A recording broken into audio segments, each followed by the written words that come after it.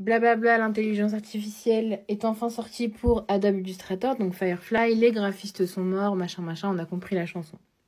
Dans un premier temps, je vais vous parler de l'IA, et ensuite je vais vous donner mon avis sur tout ce qui est en train de se dire sur ces histoires d'intelligence artificielle. Donc comme vous pouvez le voir juste ici, ça se présente sur la barre latérale de droite pour Adobe Illustrator, et vous allez pouvoir générer un sujet, une scène, un icône ou un motif. Donc comme dans n'importe quelle IA, vous allez pouvoir entrer votre prompt. Là, moi, j'ai mis une voiture qui s'envole. Ensuite, ça vous met des variations.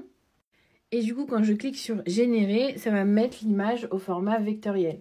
Donc après, vous pouvez la coloriser. C'est-à-dire que vous avez juste à changer les couleurs. Donc là, hop, on va cliquer sur recolorer. Et là, on change les couleurs. Et ça fonctionne.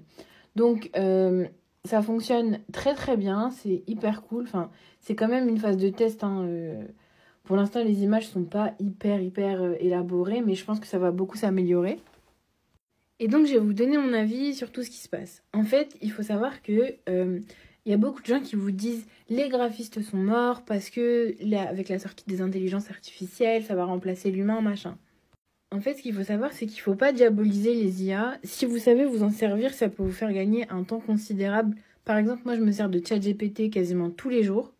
Mais en fait, ça ne remplacera jamais un humain, ni même son côté créatif. Vous, quand vous vendez un logo ou un graphisme, peu importe, vous vendez une idée, vous vendez un concept. L'IA, elle ne va jamais vendre ça au client.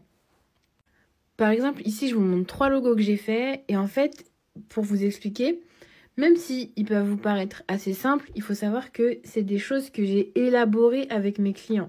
Ici, on a un atelier de broderie. Ici, on a un centre de massage. Là, on a un logo que j'ai revisité. Et en fait, chaque logo correspond à l'identité que le client voulait. Il y a même des propositions qui ont été refusées et après que nous, on a retravaillé. L'IA ne peut pas faire ça. En fait, mon avis sur la chose, c'est que l'IA, elle va vous servir en fait à vous faire gagner du temps. Donc, apprenez à les maîtriser. De toute façon, on n'aura pas le choix.